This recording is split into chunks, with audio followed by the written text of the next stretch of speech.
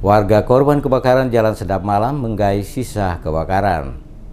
Warga korban kebakaran di Jalan Sedap Malam RT 04 RW 01 Kelurahan Hodipopu Kecamatan Sirimau Kota Ambon menggais puing bekas kebakaran untuk mencari sisa harta benda yang masih bermanfaat. Suasana duka mendalam menyelimuti lokasi kebakaran yang menghanguskan puluhan petak kamar kosan yang terdapat di 3 unit bangunan pada Selasa 8 Januari kemarin. Terlihat puluhan warga menggais dan mencari harta yang berharga di puing sisa bangunan rumahnya yang hangus terbakar. Warga yang selamat dari amukan si jago merah, baik dewasa hingga anak-anak, berusaha mencari sisa benda-benda yang masih berharga dan bermanfaat di dalam bangunan rumahnya yang hangus terbakar. Namun upaya warga yang terdampak korban sia-sia karena tidak ada satupun barang yang dapat diambil untuk digunakan. Sejumlah anak-anak mengambil sisa barang yang terbakar berbahan besi dan aluminium untuk dijual demi membeli jajanan. Kebakaran yang terjadi pada Selasa sore sekitar pukul 17.50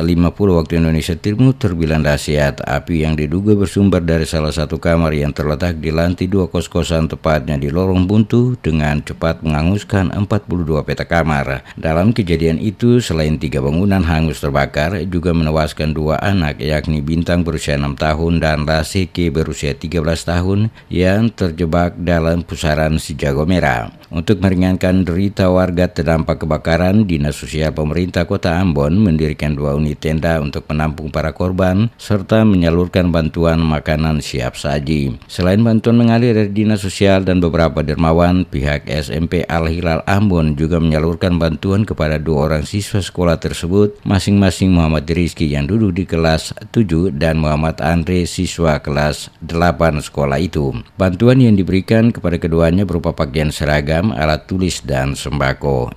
Kami dari pihak sekolah setelah mengetahui bahwa siswa kami ada wisuda, sedikit dari kami mungkin sumbangan seragam dengan beberapa sembako. Sembako dalam itu mungkin ada beras, ada minyak goreng, ada sarimi, ada gula.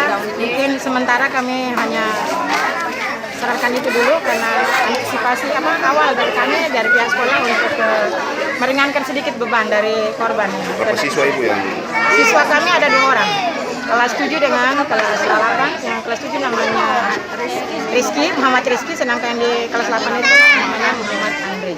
Seperti diketahui, akibat kebakaran sebanyak 77 kepala keluarga harus kehilangan tempat tinggal karena hangus dilalap si jago merah. Saat ini 246 jiwa dari 77 keluarga sementara ditampung di tenda yang dibangun Dinas Sosial Kota Ambon. Selain ditampung, warga terdampak korban juga diberikan nasi bungkus. Selain Dinas Sosial, bantuan juga mengalir dari para dermawan dan kerabat korban berupa sembako serta baju layak pakai dan lainnya.